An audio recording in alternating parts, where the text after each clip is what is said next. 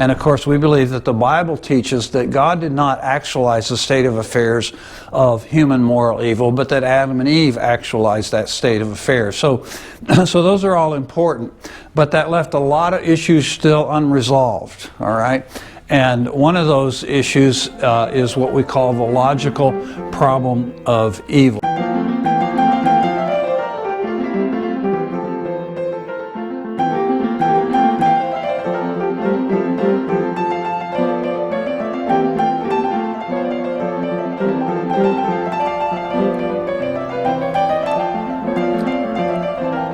Hello.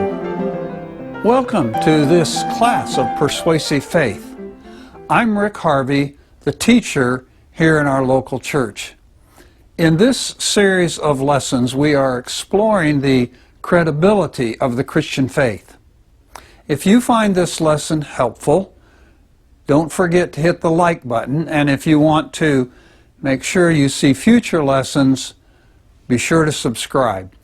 If you would like a copy of the slide notes from this class, there's a link in the description below. Now, today's class.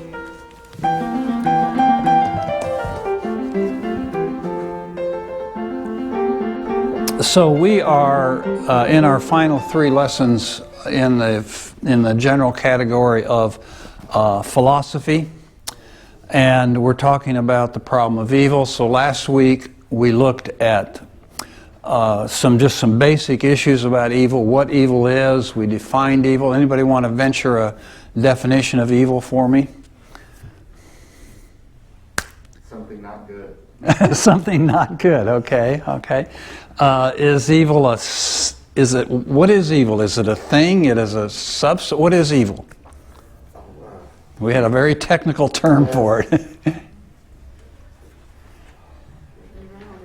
It was without God. Okay, it's the absence of good, yes. But what is that? Is that some kind of a substance or goop that sticks on our bodies, or what is this thing? We actually had a term for it. It's a state of affairs. Remember that? We talked about it being a state of affairs, right? So evil is a state of affairs. It's not a thing. It's not an object. It's not some kind of substance. It's not some kind of force like gravity or something like that. But it's just simply a state of affairs, the way things are. And it's a state of affairs where there is the privation of good, or where good things are in some kind of improper relationship with each other. And that was important because that has a bearing on the question of whether or not God created evil. And we saw that states of affairs are not created in the sense that things are created, but states of affairs are actualized. And we saw that God doesn't actualize all states of affairs.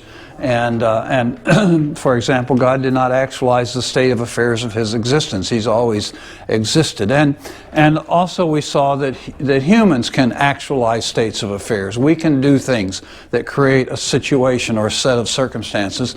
And of course, we believe that the Bible teaches that God did not actualize the state of affairs of human moral evil, but that Adam and Eve actualized that state of affairs. So those are all important. But that left a lot of issues still unresolved, all right? And one of those issues is what we call the logical problem of evil. And I've got on your notes there, I've got that same list of resources we had last week. Now, the logical problem really is, there's actually kind of two problems, two logical problems, or two versions of the logical problem of evil. And the first is the deductive version. Remember, in a deductive argument, excuse me, the conclusion follows necessarily from the premises, right? So the deductive problem of evil says that it's logically impossible that God exists. And we'll explore that here in just a minute.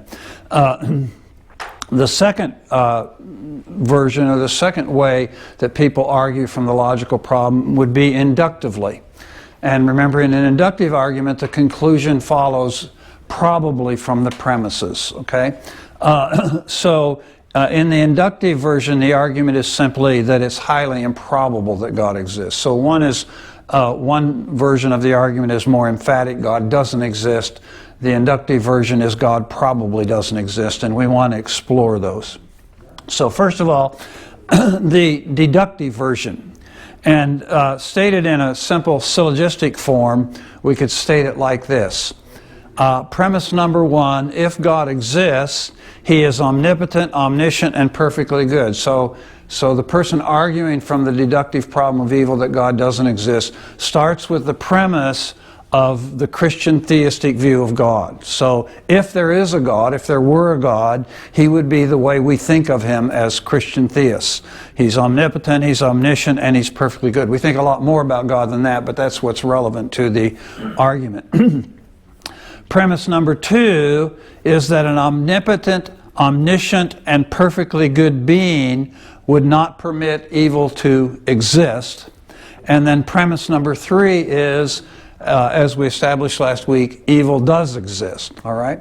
So if evil exists, and if a perfectly good, omnipotent, omniscient God would not permit evil to exist, then obviously God does not exist. So that's the logical problem of evil. So when you look at those premises, which premises would you concur with, and which ones would you have problems with?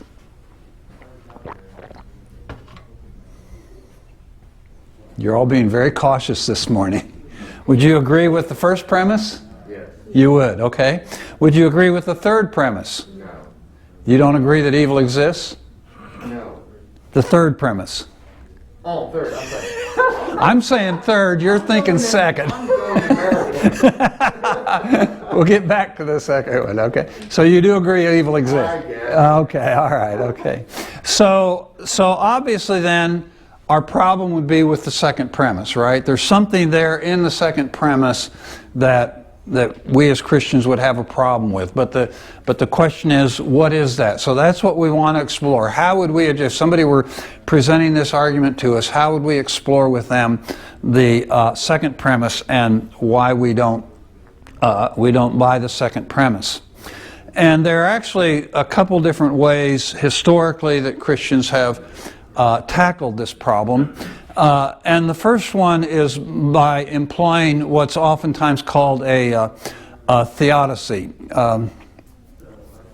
And what a theodicy is, as you see there, the definition of a theodicy is a justification of the ways of God to man. So in other words, if I'm offering somebody a theodicy, what I'm doing is I'm trying to explain to somebody how God is justified in what He did or what He does, okay? So it's a justification of the ways of God to man. And when it pertains to the subject of the problem of evil, it's a justification for why God permits evil. So I'm telling them, I'm arguing, these are the reasons that God has for permitting evil.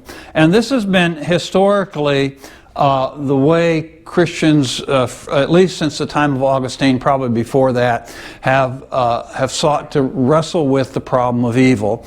And many people have found theodicies very helpful, very useful, okay? But on the other hand, a theodicy doesn't so much really resolve that second premise, that question of the second premise, right? Not in a logical sense. And so for many people, particularly we might think of non-Christian philosophers and atheistic philosophers, they still believe that in spite of all the theodicies that have been offered, explanations for why God would permit evil, they still believe that the logical problem had not been overcome. All right? And so back in the 1970s, there was another approach developed which we could refer to as a defense as opposed to a theodicy. So in a defense, what you're doing is you're actually addressing the specific logical problem of the second premise, all right? And what you're seeking to do is you're seeking to prove that it's not logically impossible for God to exist. So what you're really doing with the defense is you're kind of lowering the bar of what the Christian needs to prove. You're kind of lowering the bar of what we have to establish to remove that obstacle of the impossibility of God's existence. All right? So we're just seeking to show, instead of saying this is why God permits evil, what we're seeking to show is only that it's not logically incoherent or illogical that God would permit evil. All right, so all we're trying to do is say there's a real possibility that there might be a reason why God would permit evil.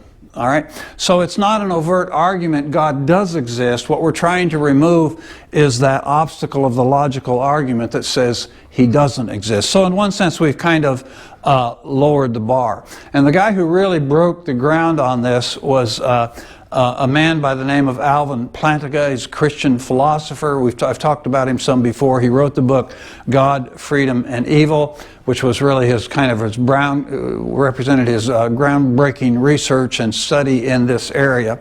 And he developed what he called the free will defense. And in his free will defense, one of the things he does is he takes time in his book, God, Freedom, and Evil, he takes time to really explain the Christian doctrine of omnipotence. So what does the word omnipotence mean? All powerful, right. Okay? But when we say God is all powerful, what do we really mean? And one definition of God's omnipotence would be that God is capable of doing all things which are in keeping with His nature and which are logically possible or coherent. Now, in your notes there, I have the word incoherent. There's a typo there, so you might want to cross off incoherent and just leave the word coherent, okay? So, God is capable of doing all things which are in keeping with His nature and which are logically possible or logically coherent.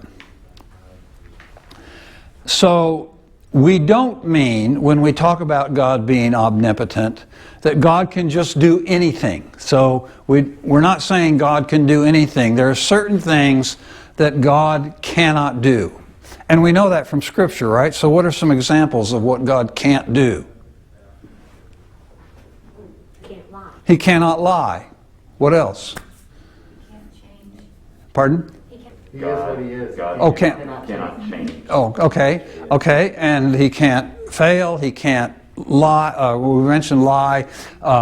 He can't cease to exist, right? Okay?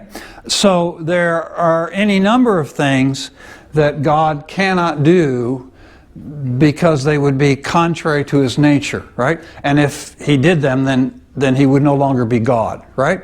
So He can't be tempted, all right? So there are a number of things we know that God can't do. But what people oftentimes don't think about is the other part of that is that God cannot do those things which are logically impossible or logically incoherent. And there are a few Christian thinkers who would disagree on this point, but most Christians would agree that God cannot do the logically impossible. So God cannot make, we talked about this before, God cannot make a square circle, right? Assuming that you're not equivocating on the definition. If working with the standard definition of what a circle is and the standard definition of what a square is, God cannot make something that is a square circle. You can't even conceive of it in your mind. You know that you can't even think of what a square. You can make a sentence. You can say God could create a square circle, so you can make a grammatically correct sentence. But that doesn't make the sentence coherent, right? So there are some things that God can't do. He cannot make a married bachelor. Again, assuming you're not equivocating on the definitions of married and bachelor, God cannot make someone who is both married and never have been married, okay? Those are logically impossible things. And where it pertains to the problem of evil, God cannot make someone freely choose to do one thing or another, okay?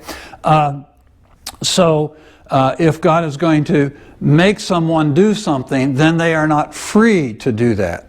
Those are logically incoherent, logically incompatible things, all right? And this becomes relevant then as we work through the problems. So let's think about then the whole idea of morally good creatures and freedom. So it's logically coherent to think about if there was a God like we describe God to be, omnipotent, omniscient, and perfectly good, etc., and that if he chose to create, it's logical to assume that he would have wanted to create and would have created just a splendidly good world. That's perfectly logical. There's nothing illogical, there's nothing incoherent, inherently illogical about that idea that God, a good God, would have created a really good world.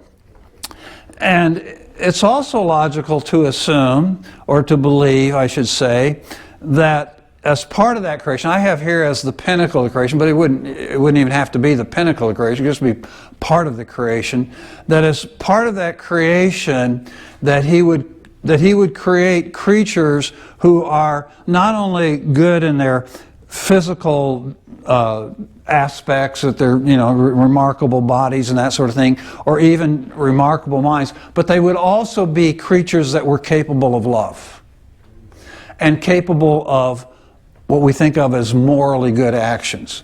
So it's completely coherent and logical to think that a perfectly good God creating a splendidly good world would have created a world with creatures who had the capacity to love, specifically or particularly to love him, but also to love one another and to do morally good acts, right?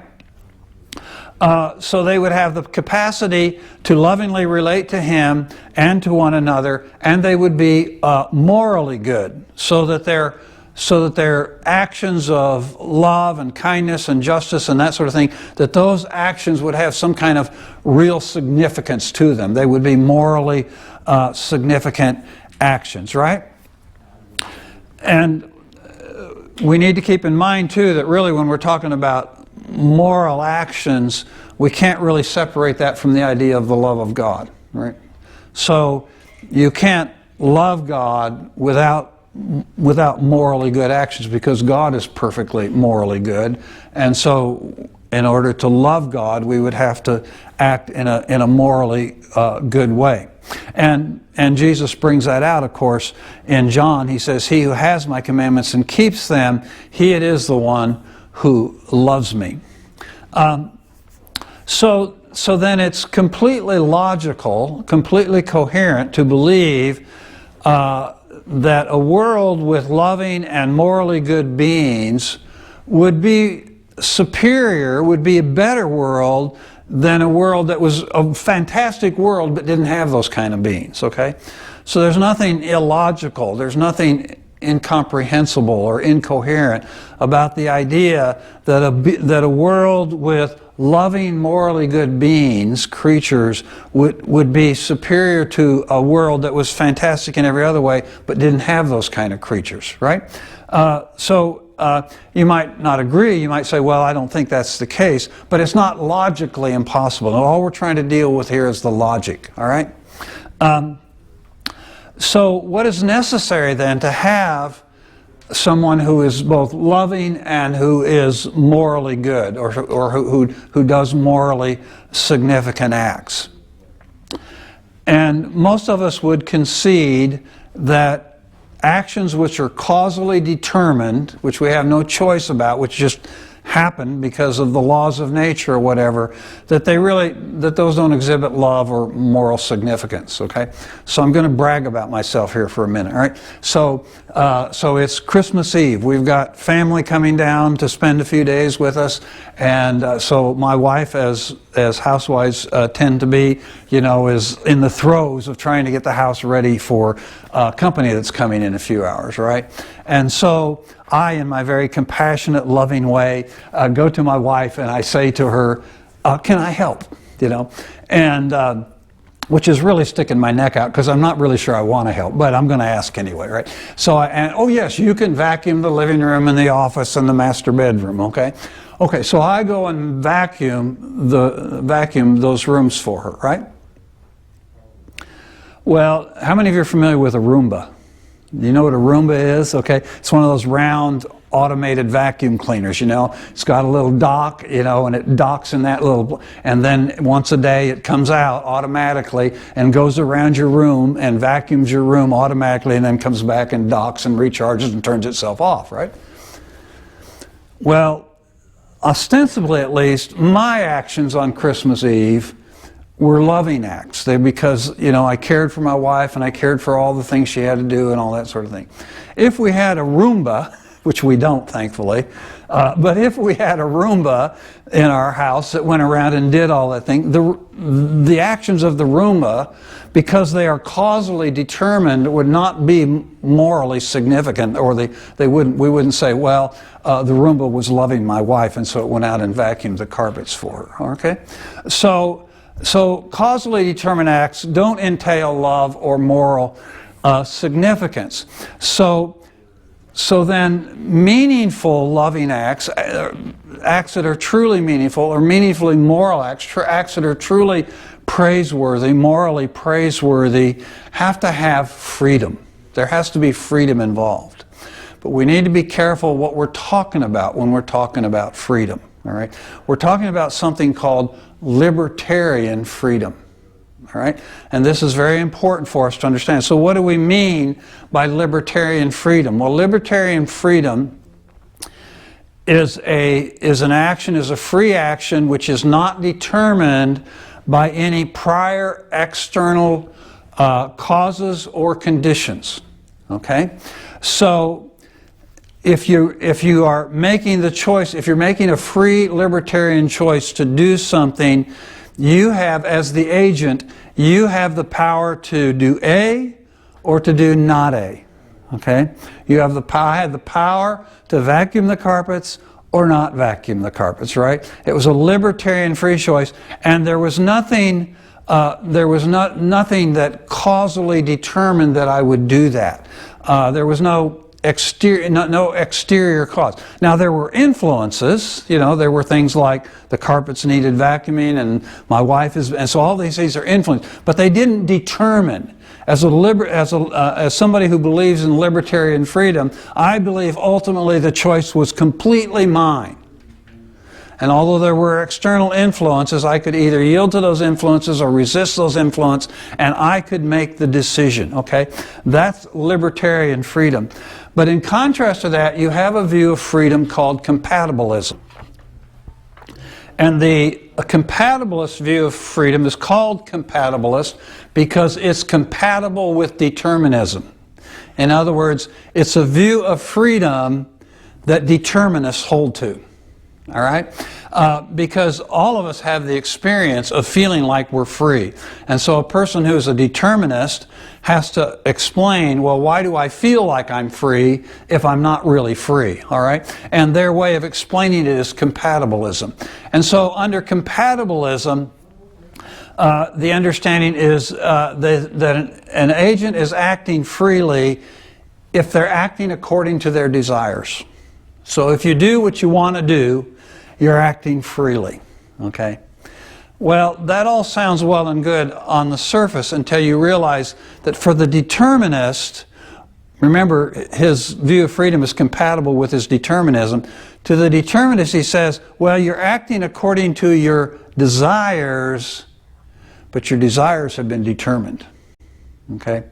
So it wasn't that I just freely chose to vacuum the carpet. It said I really wanted to vacuum the carpet because I wanted to love my wife. And that desire to love my wife is something that was causally, it was determined in me by an external cause. Okay? So this is the view of freedom that's held by determinists and most Calvinists. All right? But the problem with that view, of course, is that ultimately then still everything is determined. Right? So we've just moved the cause back one step, right? So So we're still dealing with determinism, even though we're using the word freedom. We're not using the word freedom the way most people think of freedom, which is libertarian freedom. That's what most people think of when they think they're being free.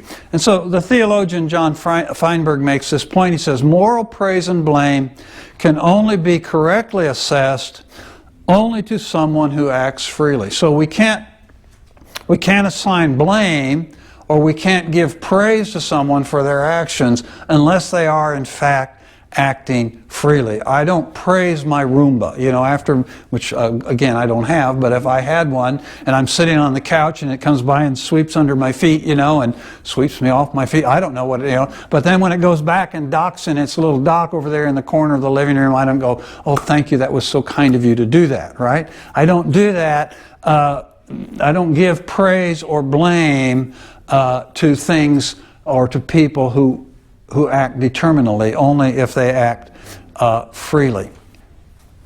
So then let's go back and let's think about God creating the world. So God had some options when He created the world. And the first option, of course, is He could have not created it all. That's totally, if God is totally free in the libertarian sense that we talk about, which we believe He is, He had the freedom not to create anything at all.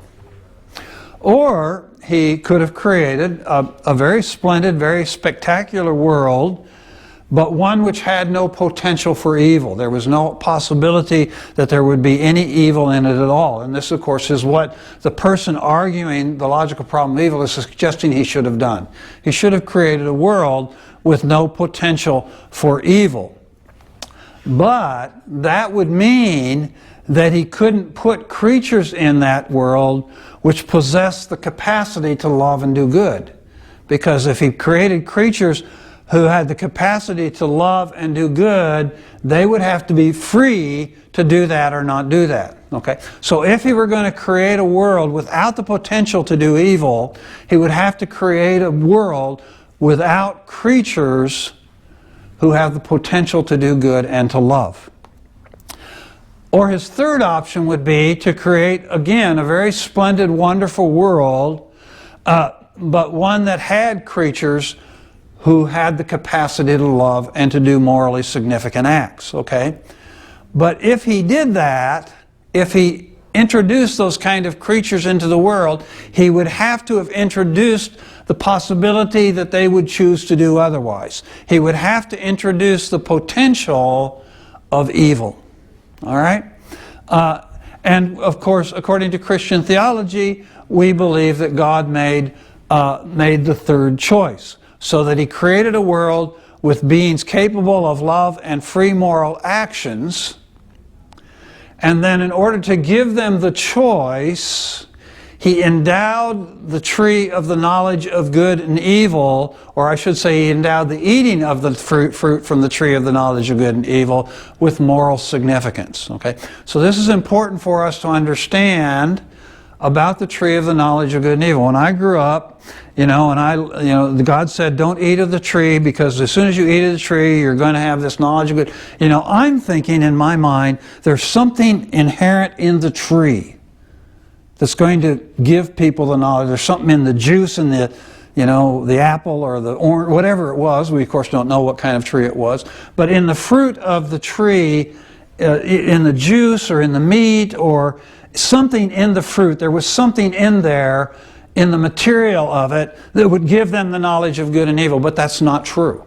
Okay? Because we know that evil is not a thing, right? Evil is, we saw that last week. It's not, so evil wasn't the juice of the apple or whatever. So what was it about the tree that would give people the knowledge of good and evil? It was simply God's command not to eat of the tree.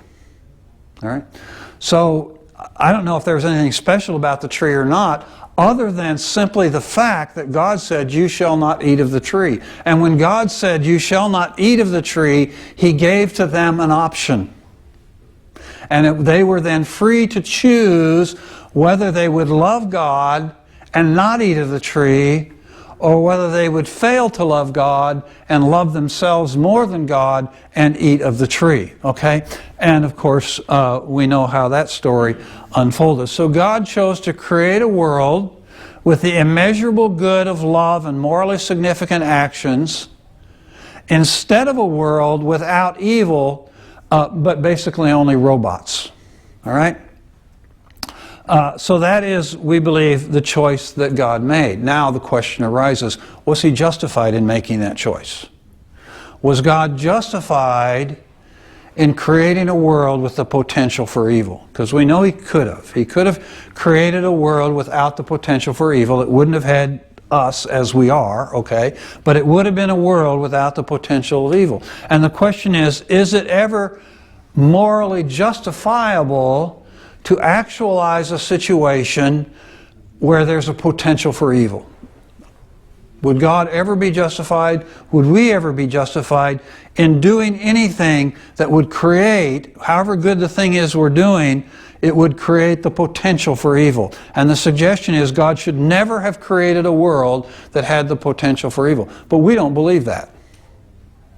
We all believe, and every day we make decisions, we make choices, and we do things that introduce or create or actualize a potential for evil, right? For example, parents have children, okay? Well, they don't. They have children. At what point they become parents? It's the chicken or the egg question, I guess. But at any rate, my point is that people decide to have children, and not everybody decides to have children. Some just have children, but many people decide to have children. Many people get married in order to have children because they think having children is a really cool thing, right? But every one of us, at least every one of us who's a parent, and I think probably everybody, knows that having children introduces a potential for evil. Yeah. So we had our sweet little 15-month-old granddaughter here last week, and 15, 16 months, whatever it is, at any rate. She's a doll. But she's got the potential for evil too. And we clearly saw it on some occasions while she was here, right? And so we have children. We're doing just what God did, right? God created beings knowing that they would have the potential to do evil, and we're doing the same thing. We're having children knowing that there's a potential for evil. And not only natural evil that comes from having children, they get sick and they fall down and they scrape but they also do bad things and they create havoc in the home and they do all those kinds of things that children do. And some of them grow up to be really, really, really bad people. And we know that before we have children. But we still have children. Why? Well, there's opposites, like possibility for very good things. Exactly. Because we think that having children, in spite of all the problems that comes with having children, and in spite of the potential that they might grow up and not be the way we want, we still do it because of just the overwhelming good of having children, right? And we do this in a lot of other areas, perhaps a little less significant. We probably all own cars, right? Cars are a pain in the neck. Have you ever noticed that?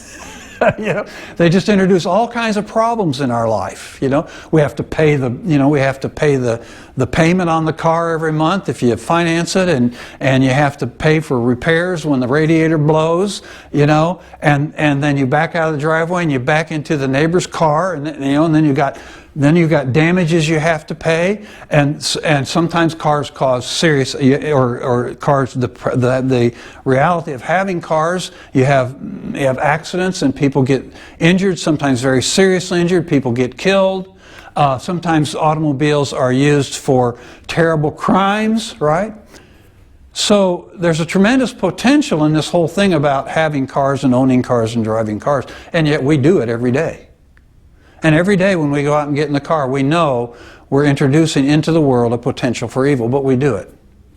And we do it because there's some overwhelming good that we see comes from having cars.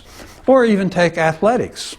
Most athletics you know, there's some chance that you're going to suffer some kind of injury. You know, maybe you're just playing golf, but you know, you may throw your shoulder out and then have to go to surgery. And you know, so there's all kinds of things that we do every day that introduce the possibility or the potential for evil. So clearly we don't think that it's morally wrong to introduce a situation or to actualize a state of affairs that creates the potential for evil, because we do it every single day.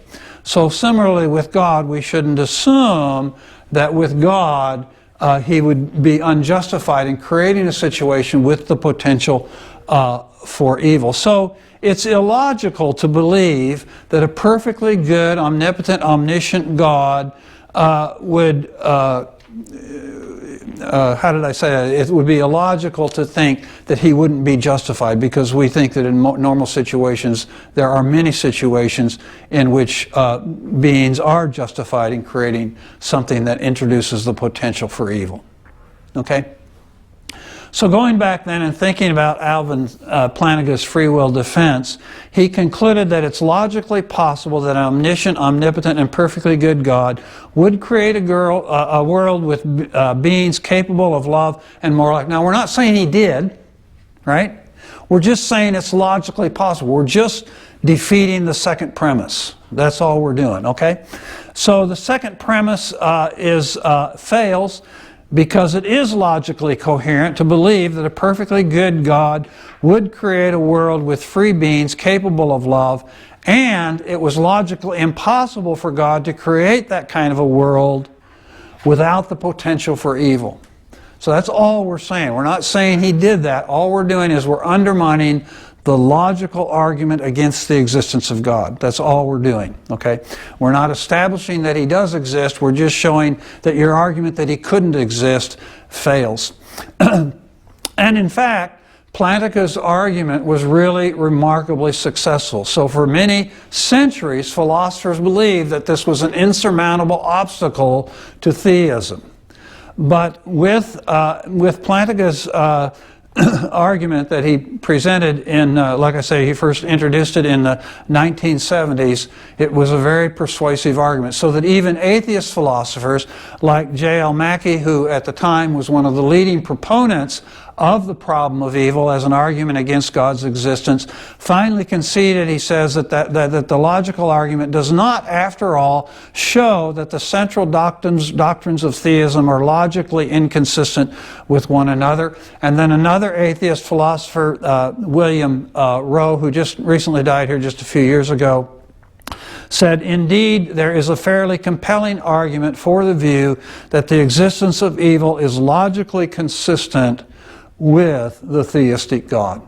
So it has been a tremendously useful and successful argument in challenging that argument against the existence of God, the deductive argument.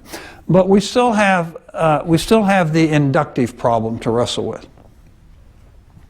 So you might have somebody who says, okay, I'll buy your refutation of the deductive argument. I'll accept it's logically possible that God exists, but I just don't think it's likely. Okay, there's nothing inherently wrong with a position like that. I could say it's logically possible that unicorns exist. I just don't think they do. Right? Okay, so the inductive argument goes something like this. A perfectly good God would have created the best of all possible worlds. Secondly, with the amounts and kinds of evil that exist in this world, it appears unlikely that it's the best of all possible worlds. So what they're doing is they're taking something that oftentimes many Christians say, which is that God created the best of all possible worlds. And then they're saying, but wait a minute, look at this world. Look at all the evil. Look at all the suffering. I mean, look at the pandemic and how many people have suffered and how many people have died. And look at the evil that people are doing and the horrible things that people do to little children. And look at the tsunamis in Japan and Indonesia and things like that. And look at all this evil. This cannot be the best of all possible worlds. Okay? Therefore, it's unlikely or it's improbable that God exists. Okay? So the idea is God would have created the best of all possible worlds, but this clearly is not the best of all possible worlds. Therefore, God doesn't exist. So that's the gist of the inductive argument. So let's think through some of the assumptions that are being made. So one of them, of course, is in premise one, a good and omnipotent God would have created the best of all possible worlds. So that's an assumption they're making. Is that a justifiable assumption? They're making another assumption in premise two, which is that the amount of evil and the kinds of evil in this world, it's easy to conceive of a better world than this. It's easy to conceive of a world with more good or less evil, right? And so those are certain assumptions that are being made in order to conclude that it's unlikely that God exists. All right? So the two issues then are, the first issue is this issue of the best of all possible worlds. What are we talking about there? And is that a coherent concept?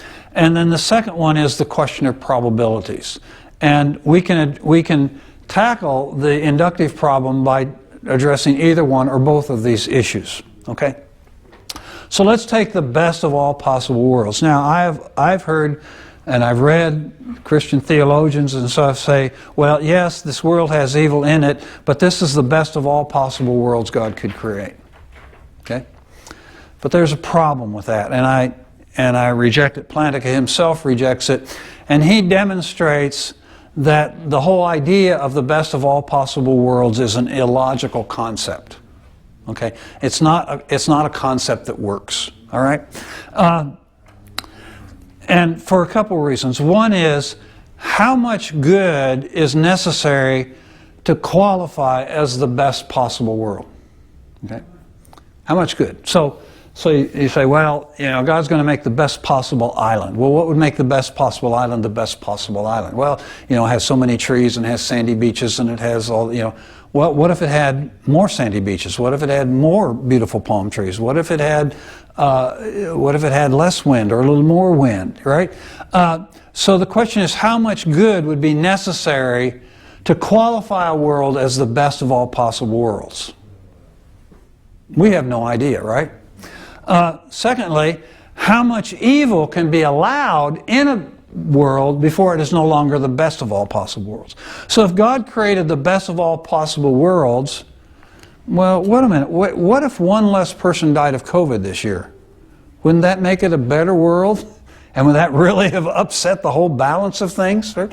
So how much evil can be allowed to exist in a world, even accepting the legitimacy of having the potential for evil? How much evil can you allow before you say, well, it's no longer the best of all possible worlds, right? And the problem is, particularly for us as finite human beings, we don't have omniscience. We can't answer either one of those questions, right? There's no way we could answer any of those questions, either of those questions, okay? So you can go on endlessly conceiving of or imagining something that would make this world better.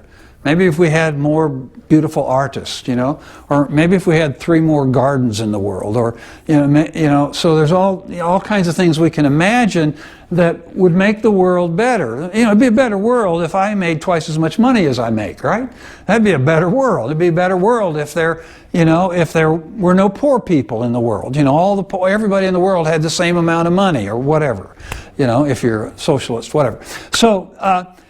So we can go on endlessly imagining that, and there's no end to it. And because there's no end to it, it's a logically incomprehensible concept, and that's Plantinga's point.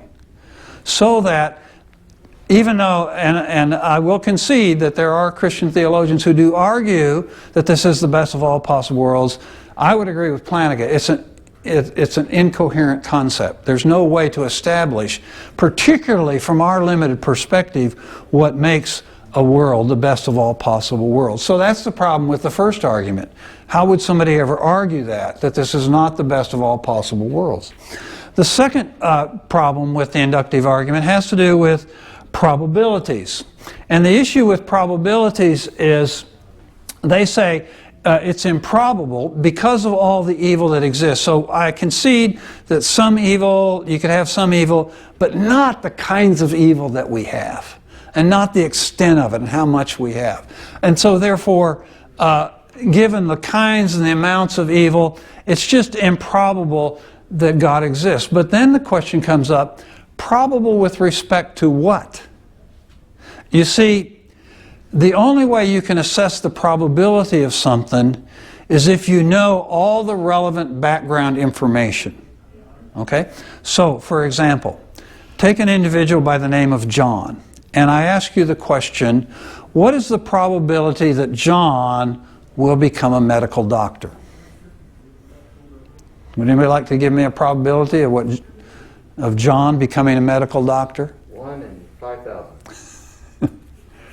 Based on what?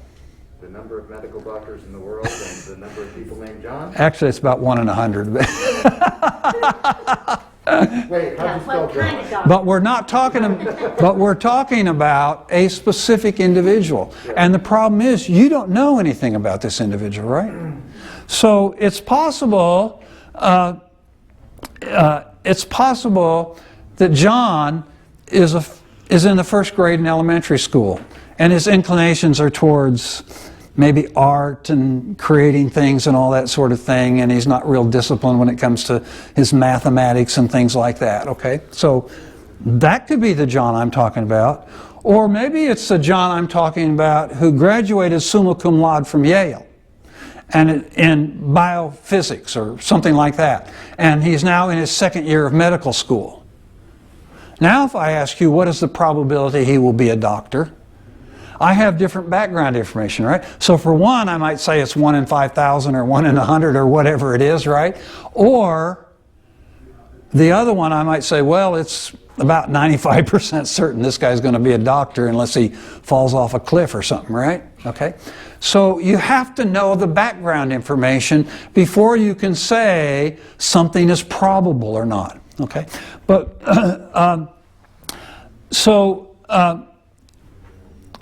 when you think about it then, as finite beings, we're just not in a place to know all of the background information regarding the probabilities of God's existence, particularly when it comes to the problem of evil. We've already established. We don't know how much good, we don't know how much evil would make a world the best of all possible worlds. We just don't know that kind of information, okay? So what is some of the background information that we would need to know? Well, one, we need to know, again, how much evil can be allowed in a world before it's no longer the best of all possible worlds or before it's no longer morally justified. How much good would it take to overwhelm the evil? So, okay, I'm going to allow the evil if good overcomes it, but how much good is it going to take to overwhelm or overcome the evil? Can you answer that question? I certainly can't. Is the consequence of evil isolated? Or does evil sometimes result in good? Okay? And we all experience this in our lives, right? So I was trying to think of an example of this earlier today, and I was thinking, well, there was a time when I had my eyes on a certain young lady, you know, and I wrote her a letter and proposed that we get better acquainted because I was really interested in this young lady. Very wonderful Christian young lady. And she wrote me back and put me in my place, okay? Now that to me was an evil thing, right? That was a bad thing that happened to me. But had that not happened, I would never have met my wife and married my wife, and we're going on 50 years together, and we have 5 children that we love, and oodles of grandchildren. And so So there are oftentimes things that happen in our life that appear evil at the time, but when we look back on them later, we go, oh, well, that actually turned out for the good. So these are issues that we need to address. These would be this and other things like this are things which we as finite human beings can't know, but we would have to know if we were going to correctly assess the probability of God's existence based on this question of some balance of good and evil. There's just no way we could know all those things. So if we're going to properly assess the probability of God's existence, then there are a number of different things we need to know. The first is what we've just been talking about, this whole weight of good and evil and the good result. We'd have to know that.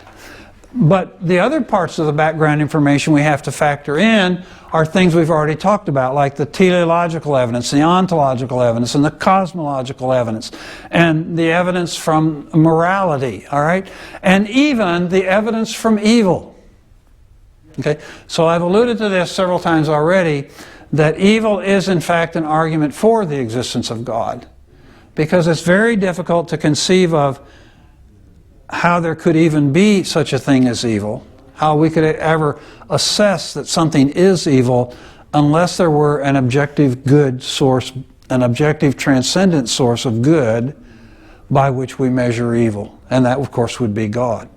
So how do you even talk in terms of evil unless there is a God? So these are all things that we would have to factor into our question of the probability of God's existence, not just the question of evil. And the problem with the inductive problem is that people just look at the evil that's in the world and how much of it, and they try to assess whether or not God exists just based on that information alone.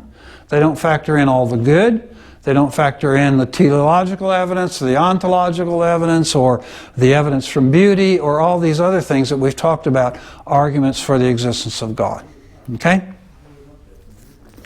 Well, then there's kind of a related problem. So those are the two parts of the logical problem. But then there's kind of a related problem that comes up from things we've been talking about.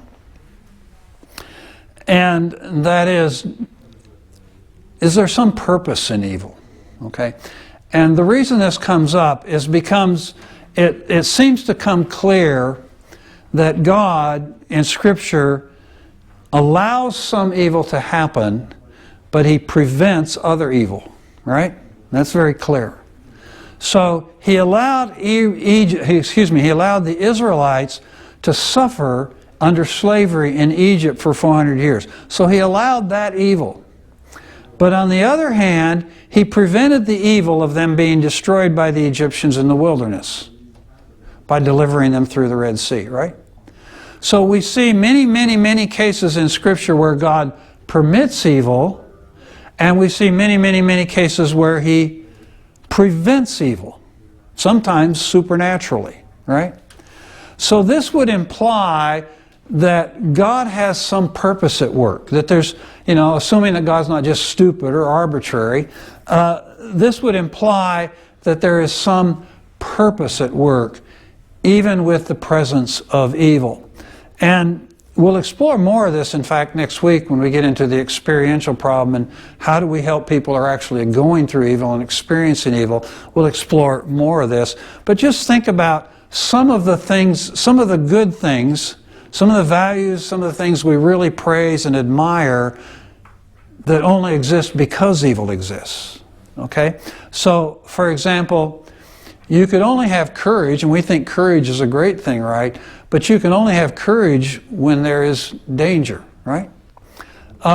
Similarly, you can only have mercy, which is a tremendous quality in a person. If they're merciful, we admire that, we praise that. But you can only have that if there is some suffering that mercy can introduce, right? You can only have grace in the face of some kind of offense. You can only give grace to somebody if they have in some way offended you or hurt you, okay? There's only redemption in the face of failure, all right?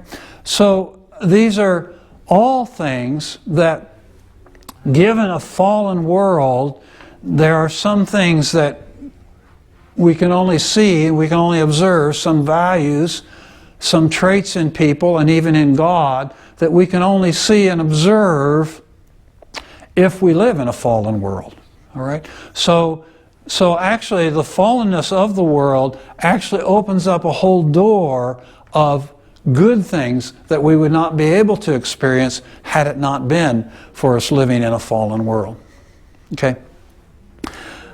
In the time we have left, I want to just very briefly address, we've been talking about primarily about moral evil, almost exclusively about moral evil. We have talked a little about natural evil, but primarily we've talked about moral evil. But the question is, how do we as Christians address the problem of natural evil? And historically, up until the last couple hundred years or so, the church has mainly understood the teaching of Scripture in this way.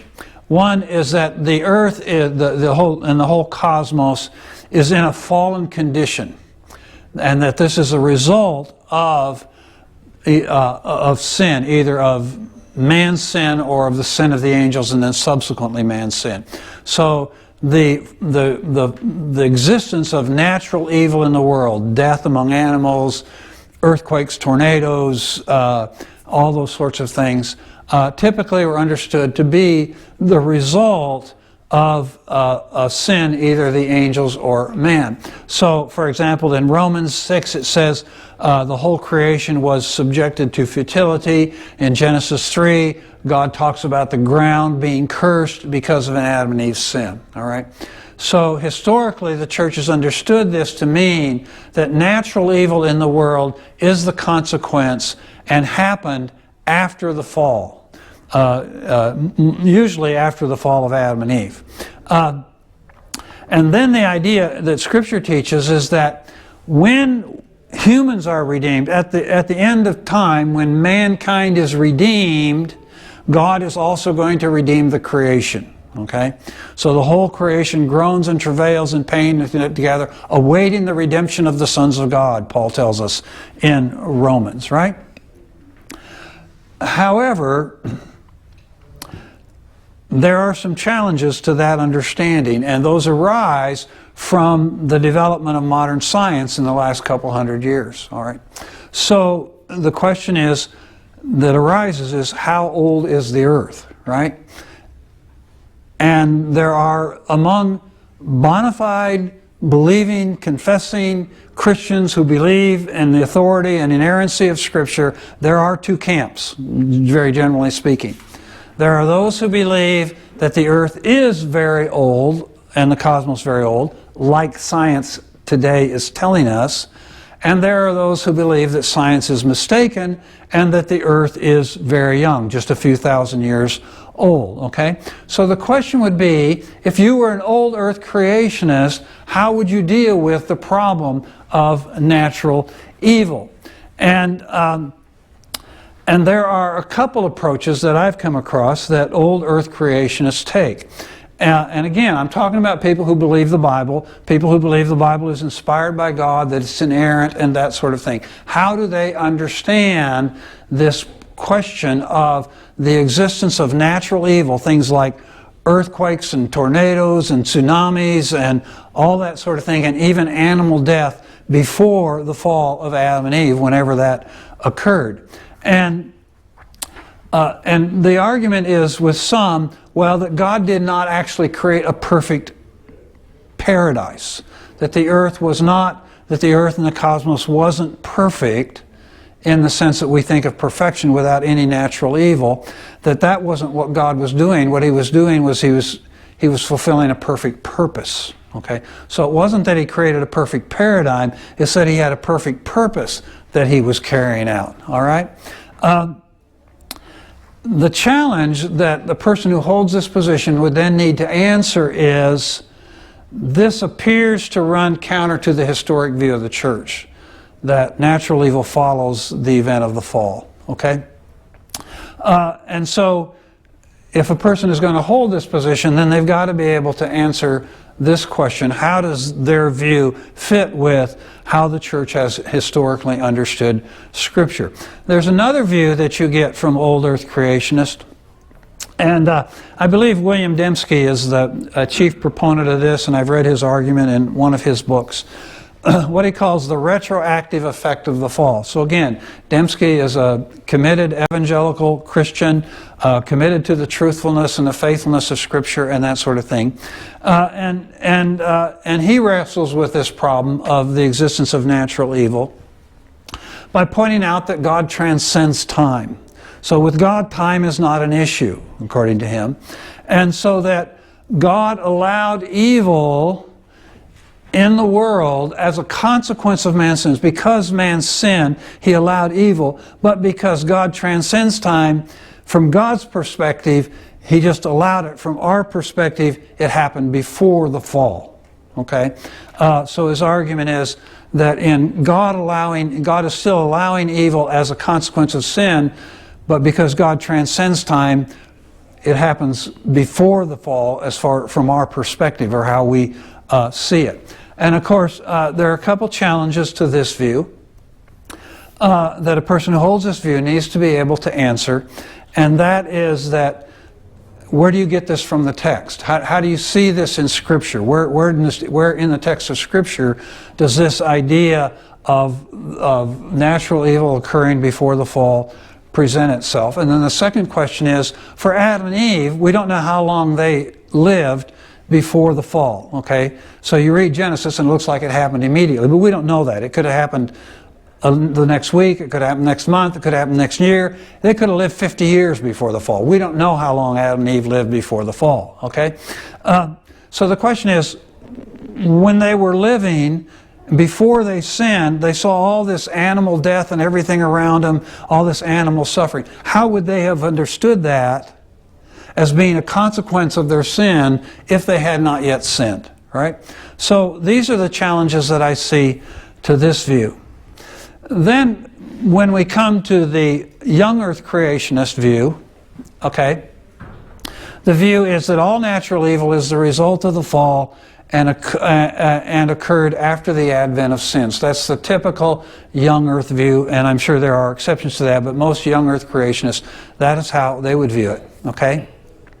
Now the question is whether or not we're talking about the fall of the angels or the fall of men. Okay, Augustine, C.S. Lewis are a couple Christians who thought that natural evil was introduced after the fall of the angels. Okay, I think most Christians view it as rather being after the fall of Adam and Eve, but there is a variety of opinions there. Okay, so prior to the fall, there was no natural evil. So there weren't earthquakes, there wasn't animal death, there was none of that stuff before the fall. That's typical young earth view. Okay, but that also faces a challenge that the young earth creationist needs to be able to have good, satisfactory answers to, right?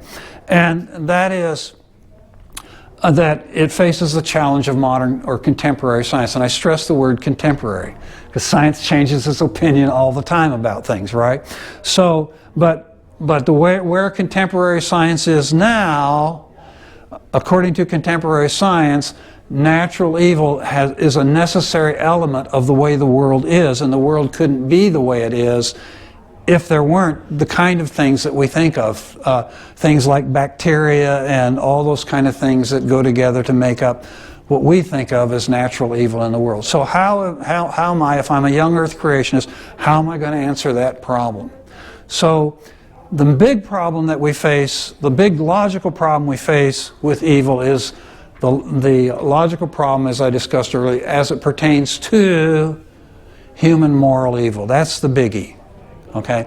But people also ask this question, and whether you're a young earth creationist or an old earth creationist, there are challenges that you need to think through and be able to answer. And I'm not going to tell you how to answer all those, because fortunately for me, we're out of time. So we're going to move on. So next week, we're going to go into an entirely different kind of problem. And that's when somebody's actually suffering from evil. And that calls for an entirely different approach than what we've been talking about today. And so that's what we'll explore next week. How do we deal with the experiential problem of evil when people are actually suffering. And if you just hit them with all this logical stuff, you're going to make matters worse and not better, right? So that's what we're going to wrestle with next week. Okay? So.